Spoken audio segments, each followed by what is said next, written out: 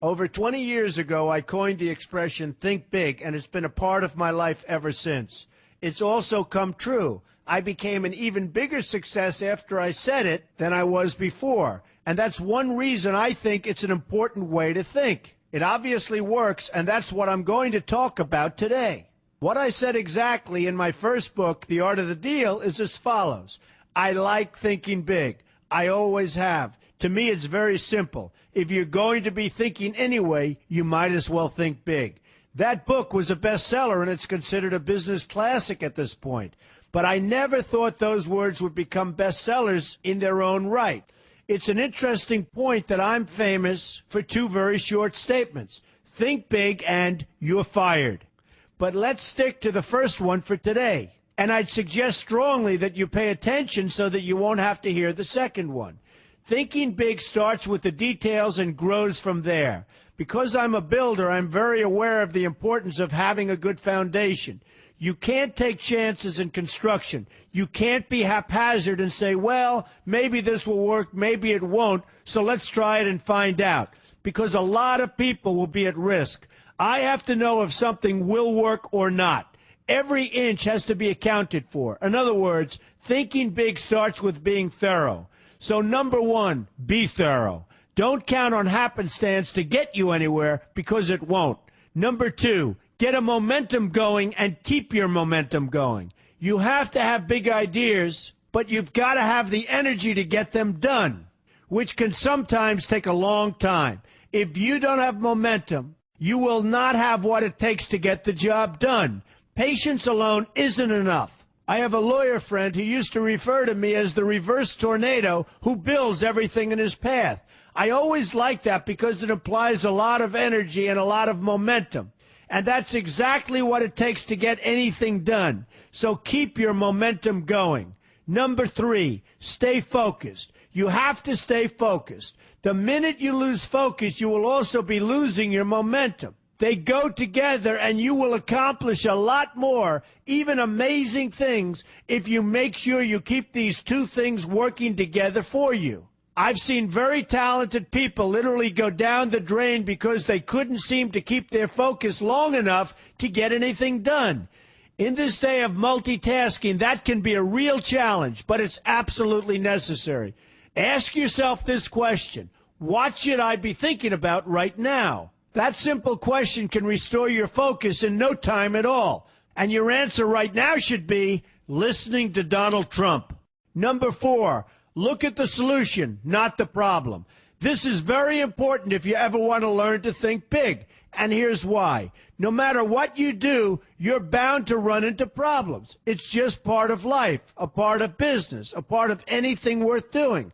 If you let the problems get in your way, they'll become bigger than your idea was to begin with, and you will be a wipeout. No matter how bad things look, keep your focus on the solution, and you will be surprised how things can work out, and work out properly. One way I do this is to ask myself when confronting a possible problem, is this a blip or is this a catastrophe? A catastrophe is something like an earthquake, a tsunami, a war, and so forth, and a blip is everything else. Right away, you'll have the right perspective, and your equilibrium will be restored. So keep your focus on the solution. Number five, see opportunity for what it is, an opportunity. For example, why are you listening to me today? Curiosity? You like me? You don't like me? You want to learn? You have nothing else to do? You want to hear me tell you you're fired? I hope not. But whatever your reasons might be, they've brought you to a good place to get involved and to learn. And that's an opportunity right there. People think that because I'm rich and famous that I know everything. I know a lot, but one thing I know is that I don't know everything. So I ask myself this question every day. What can I learn today that I didn't know before? And you know what? I learn something new every single day. That's a big reason for my success, and the same thing can apply to you. Take the time to see today as an opportunity, and you'll be surprised by what can come your way. Be open to new ideas, and you will be creating your own opportunities before too long. Number six, know everything you can about what you're doing. That's a good way to cover your bases. Another good way is to read the book Robert Kiyosaki and I have written together, Why We Want You to Be Rich. It's about covering your bases and knowing what's going on.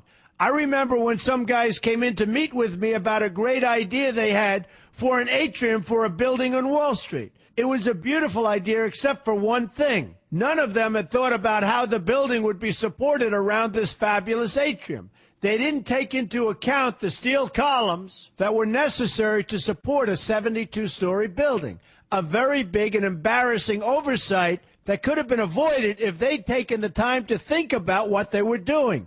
Don't let that happen to you. Know what you're doing first. Number 7, be lucky. Remember the old saying, the harder I work, the luckier I get. Well, it happens to be true. It works for me, and I've encountered some pretty big successes. But this goes along with something that's absolutely necessary for great success. Be passionate. You have to love what you're doing if you want to be successful at it. My father told me that it's absolutely true. I might work 7 days a week, but it doesn't seem like work to me because I love what I'm doing. If you don't like what you're doing, find something else to do, or do it part-time until you can find something full-time. You will never be successful, happy, or healthy unless you're doing what you love to do. That's just the way it is. So give it some thought. In fact, give it a lot of thought. For example, if you're feeling frustrated, there are 2 ways to look at the situation. Frustration can mean that maybe you're expecting too much, or it can be an indication that you know you should be, or could be, doing more. Use frustration as a motivator. Use it to get where you want to go instead of staying where you don't want to be. But above all, be passionate. That's the fast track to success, no matter what your interests are. Number 8, see yourself as victorious. That can zap negativity immediately and put a positive spin on problems. I've gotten to the point where I see problems as challenges that I'll enjoy meeting and dealing with. My point here is that no matter what you do, you will encounter problems. Why not see them as challenges instead and know that you are more capable of dealing with them? That's positive thinking with a realistic slant. When I go into negotiations, I keep an open mind to what may happen. But I can tell you that there's already a done deal attitude on my part. I've already thought the process through to the extent that I know everything will be better off if they agree with what I've come up with because I've taken both sides into account. I enter the situation with a victorious attitude, and I've had enough victories to know that this attitude works. Use it. Number 9, be smart. Know that you have something unique to offer because you do use the tools that are provided for you and remain open to new ideas. That's being smart. That's also where innovation comes from. Being smart means you know how to use what you've got. That doesn't mean there's nothing left to learn, but it means that you will have the ability to learn and move forward with success. And success is very important. Success is what you want. Just be successful. Believe me, you'll be happier. I know people who have had very few real advantages in life, and yet they've managed to become giant successes. They figured out how to use what they had, not to dwell on what they didn't have. I'm convinced that everyone has something useful to offer, and if you apply yourself diligently, you'll find that you have what it takes to succeed, and you're going to be a lot happier for it. Number 10, above all, never give up. Never, never, never give up. The only time you will be a failure is if you quit trying. Only losers quit. The biggest losers in the world are quitters. Winners keep on going. So whatever you do, never give up. My father always used to harp, never give up, son, never give up. Don't ever quit. I never want to see you give up or quit. Well, my father was a smart guy, and I listened to him. And remember, think big. A good way to start is to read our new book, Why We Want You to Be Rich. 2 men, 1 message. There's a lot of great advice in there for you, and I expect you to pay attention. You're going to do fantastically well. You're going to be a winner, and I'm going to see you in the winner's circle.